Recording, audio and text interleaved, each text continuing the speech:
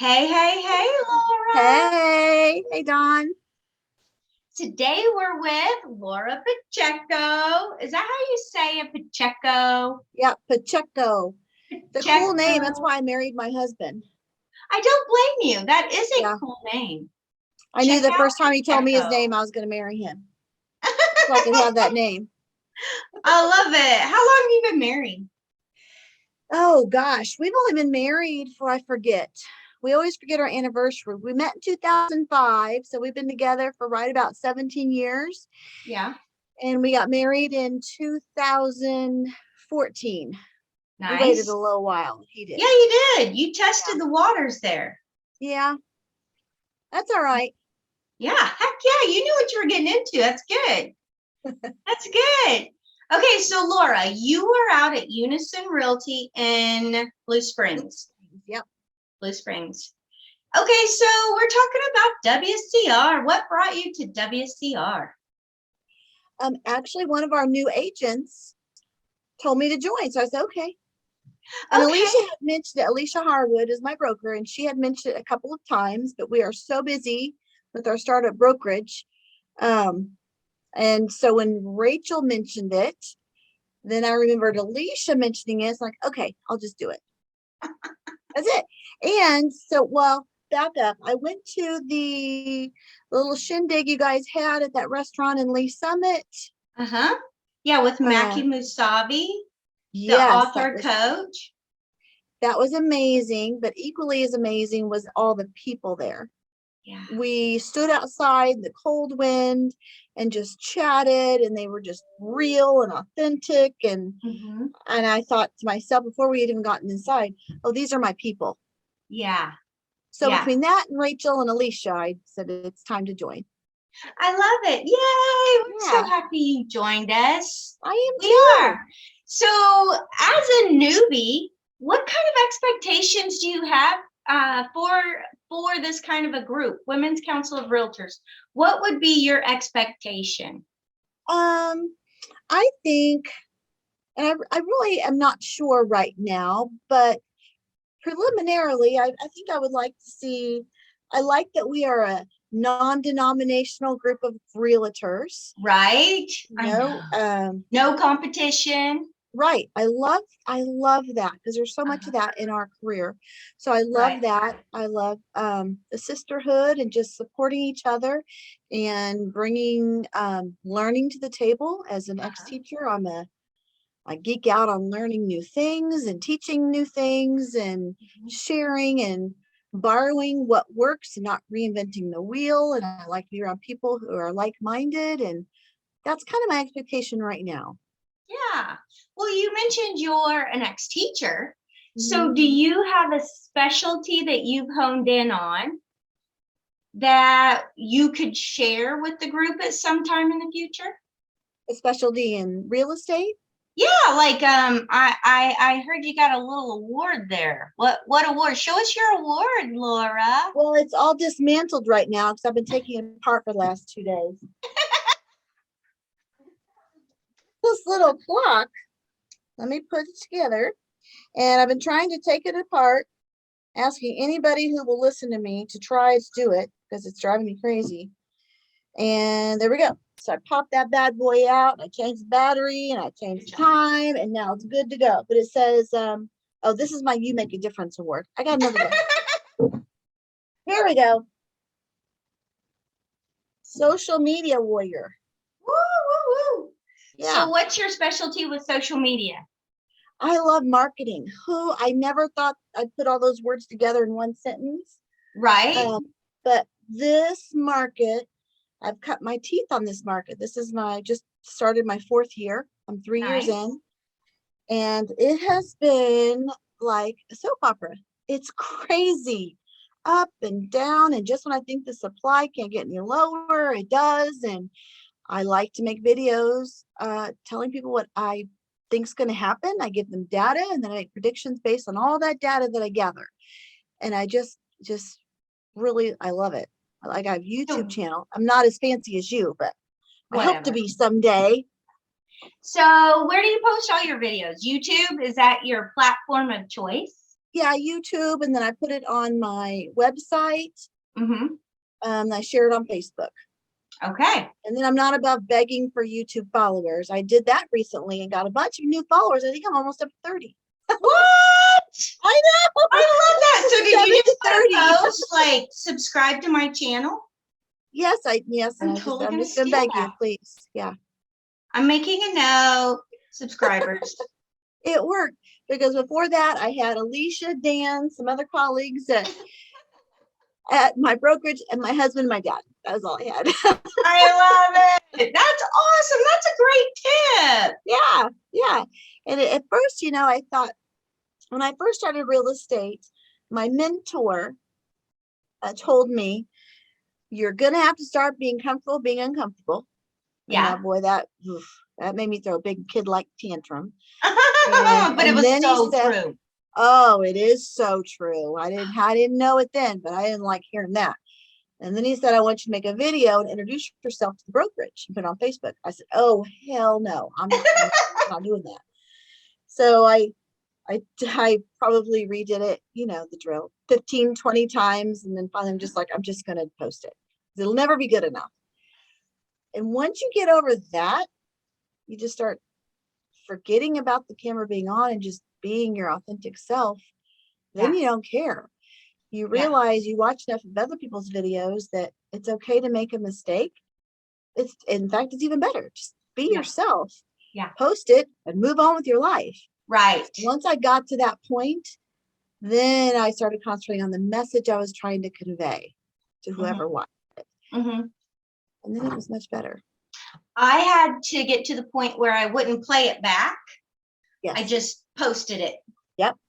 Exactly. And I do video text messages and I just send them. I don't ever play them back. Oh, that's a good idea. Mm-hmm. Yep. So profound.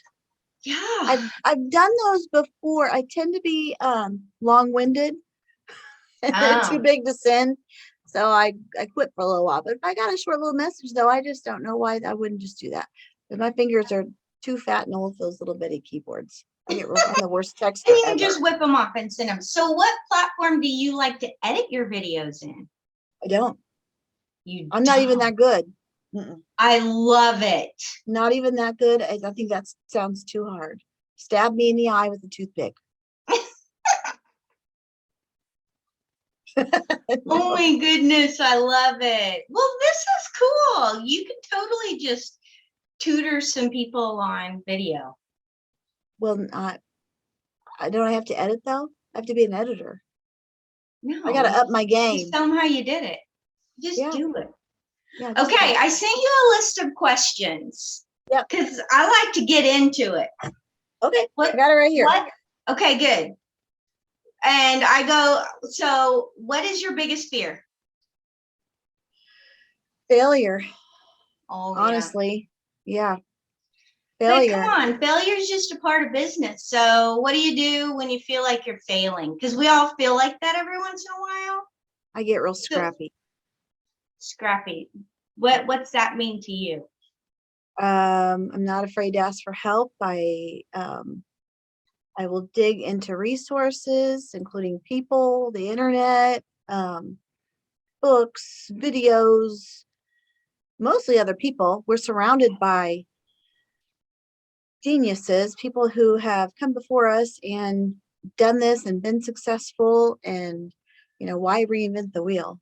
Yeah. Any issues we might have, somebody else already been there, done that, and solved it. So what does fear feel like to you? How do you know you're starting to feel fear? It's hard to explain, but my senses get heightened. Mm-hmm. My focus, I get tunnel vision. Mm-hmm. I feel like on an average day, I'm distracted by lots of glitter and squirrels. Yeah. But when I feel fear, nothing distracts me. So it's kind of a good thing. You just need to embrace that. Kind of exhilarating, actually. It's how you know you're alive. Yeah. Okay. I like that. Just embrace your fear because it's a good tool for you, isn't it? Yeah, especially when you're unemployed for a living. You have to. Yes. Yeah. Yeah, Why did you get into real estate knowing that you're going to feel unemployed for a living? Why'd you do it? because I taught for 17 years. So I was a Wow. non-traditional student. I was 32 when I got my undergrad in special education, K through 12. And then in 2009, I earned a master's in teaching English as a second language. Wow. And so I've never been higher than the sixth grade. But when I switched to teaching English as a second language, I taught K through 4. So I was with the littles because the older kids just eat me alive. The fifth graders, I was in a fifth and sixth grade building before that. And when school starts, the fifth graders are just angelic little deer in headlights, and they're so happy to be there and they want to please you. The sixth graders, their horns have full on come out. Okay. They're the devil. They think you're the devil. Everybody, they hate everybody. Hormones, it's awful. They stink. They don't know they need to wear deodorant. But fifth graders are precious. But when they come back from Christmas break, the whole building, they have these little nubbins they're getting ready to come up. And then Oh, come March, that entire building stinks after recess. They ate me alive. So I was happy to go down to K through 4, and I miss the babies. There's never a dull moment. And my colleagues, you're in the trenches with them, and nobody understands like your colleagues do. It was all this stuff going on above my head that I couldn't control. I was tired of being sent into a gunfight with a butter knife. Right. Told to move a mountain, and then you move the mountain, and then you go, I moved the mountain. Like, did I tell you to move the mountain? That just, 5 years of that last 5 years, I was under a regime that was just, I couldn't do it anymore. Yeah. So I remember the day it was January 2nd, 2019. I had a meeting with this person, and once again, they told me you can't do what's best for kids because I said so. And I'm Right. literally an expert. She knew nothing about what I was doing. And it just got old. And I left, and I remember calling my husband and saying, there is no scenario, none, where I am coming back to the school district next year. Zero. That was, everybody has their breaking point, and that was mine. So then I was left with, what am I going to do now?